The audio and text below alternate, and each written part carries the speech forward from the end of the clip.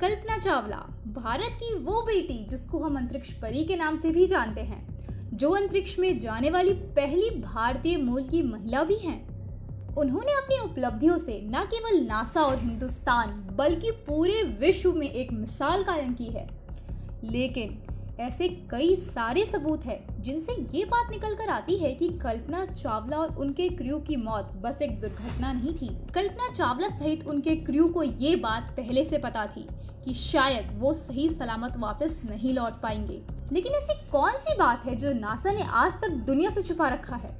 कल्पना चावला और उनके क्रू के मौत के पीछे का रहस्य क्या है? क्या उनकी जान बचाई जा सकती थी? अगर हाँ, तो नासा ने ऐसा क्यों नहीं किया? दिमाग पर ज्यादा जोर मत लगाइए। इन सभी सवालों के जवाब आज हम आपको हमारे इस वीडियो में देंगे और साथ ही बताएंगे कुछ ऐसे फैक्ट्स कल्पना चावला के बारे में जो शायद आपने कभी नहीं सुने होंगे। तो वीडियो को अंत तक जरूर देखें और चैनल को सब्सक्राइब करके हमारे साथ स्पेस की सैर पर चलना बिल्कुल न भूलें। तो शुरू करते हैं।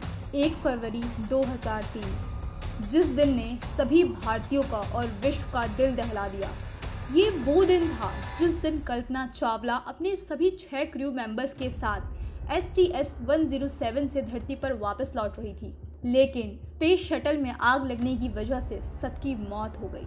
कुछ रिपोर्ट्स की माने तो कल्पना चावला और उनके सभी क्रू मेंबर्स की मौत स्पेस शटल में लगी आग में जलने से पहले हो चुकी थी, जो नासा की एक लापरवाही की वजह से हुआ था। दरअसल स्पेस शटल के लॉन्च के दूसरे दिन ही स्पेस शटल में कुछ तकनीकी खराबी है, इस बात का अंदाजा नासा को पहले ही लग चुका था और आगे क्या होने वाला है शायद इसका भी। लेकिन इसके बाद भी इस तकनीकी खराबी के बारे में ना कल्पना चावला ना उनके किसी क्रू मेंबर्स को बताया गया, ना उनको बचाने के लिए नासा ने कोई कोशिश की। अगर की होती तो शायद उनकी जान बचाई जा सकती थी।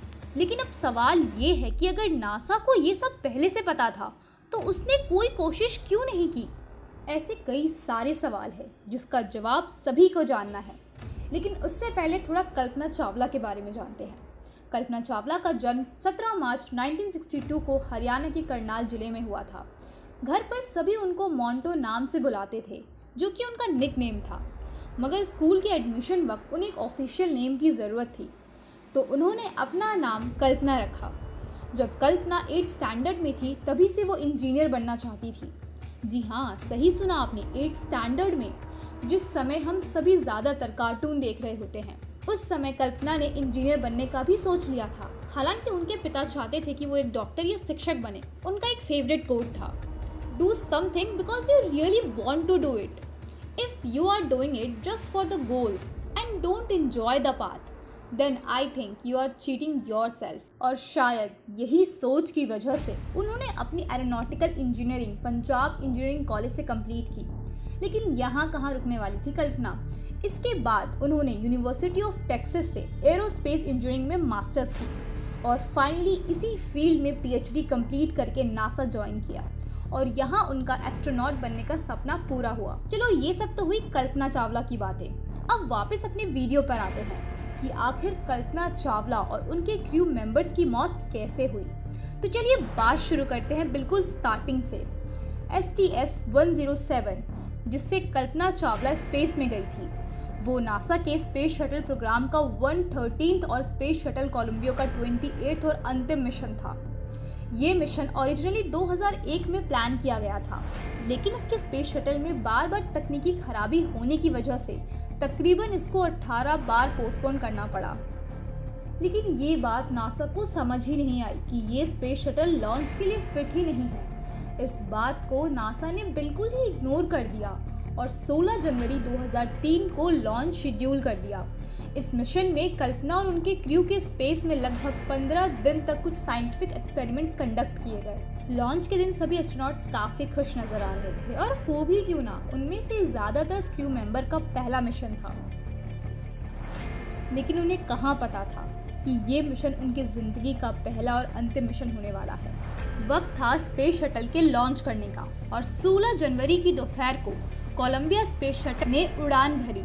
लेकिन जब कोलंबिया स्पेस शटल अपने रॉकेट को साथ लेकर उड़ा तो लॉन्च के कुछ सेकंड्स बाद ही एक्सटर्नल फ्यूल टैंक की बाहरी सतह पर लगाया हुआ इंसुलेशन फोम का एक बहुत बड़ा हिस्सा टूटकर तकरीबन 800 किलोमीटर प्रति घंटे की रफ्तार से शटल की लेफ्ट विंग से टकराया, जिससे उसके विंग पर लगी हुई रेनफोर्स कार्बन से बनी हुई हीट रेजिस्टेंस कोटिंग में 10 इंच का गहरा होल बन गया। लॉन्च के दौरान ही इस पर किसी की नजर ही नहीं गई, लेकिन दूसरे दिन जब inter centre photo working group launch को स्टडी कर रहे थे तब उन्हें इस घटना के बारे में पता चला। लेकिन न जाने क्यों हमारे नासा के ऑफिशियल्स को इतना सीरियस लगा ही नहीं और उन्होंने फ्लाइट में कल्पना और उनके क्रू मेंबर्स को एक हफ्ते तक इसके बारे में बताया तक नहीं, और जब बताया तो इतना ही कहा, nothing to be concern about, मतलब चिंता मत करो, बस थोड़ा सा ही डैमेज है।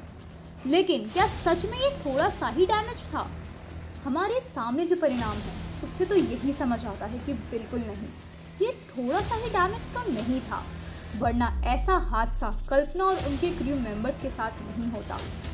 1 फरवरी की दोपहर को 15 दिन 22 घंटे 20 मिनट और 32 सेकंड स्पेस में बिताने के बाद जब कल्पना और उनके क्रू मेंबर्स धरती पर वापस लौटे और जैसे ही वो लोग पृथ्वी के वायुमंडल में दाखिल हुए, फ्रिक्शन की वजह से गर्म हुई हवा शटल के विंग में जो छेद था उस होल से अंदरूनी सतह तक पहुंचने लगी।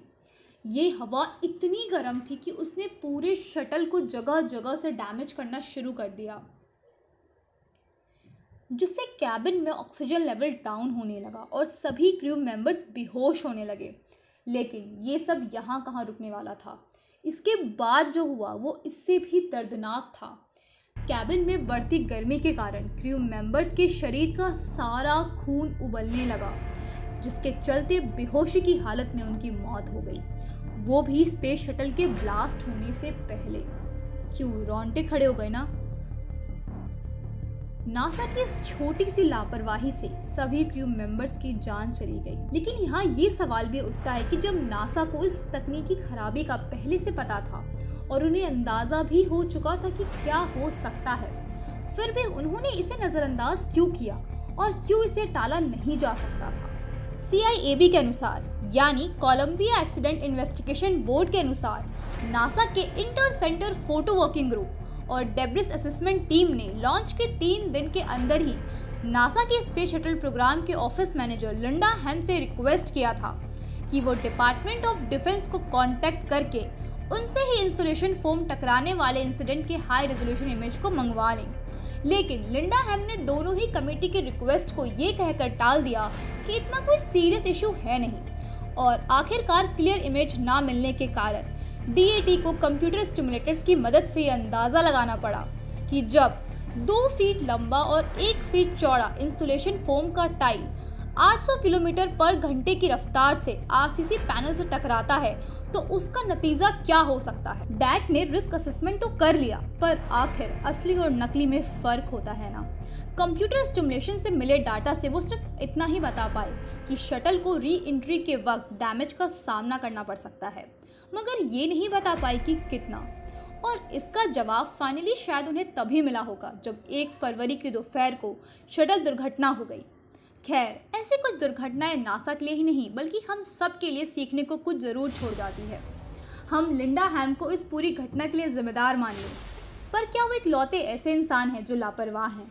नहीं, हम में से ऐसे बहुत लोग हैं जो अपनी लापरवाही के चलते अपने और दूसरों की जान को खतरे में डाल देते हैं। इसीलिए ये बहुत ज़रूरी है कि हम अपनी इस लापरवाही की आदत पर ध्यान दें। तो इस वीडियो को यहीं एंड करते हैं। उम्मीद है आपको ये वीडियो पसंद आई होगी और आपने आज कुछ नया जाना होगा। अगर हाँ तो चैनल को लाइक और सब्सक्राइब ज़रूर करें, हमें इससे काफ़ी मोटिवेशन मिलती है। तो मिलते हैं अगले वीडियो में, तब तक के लिए बाय।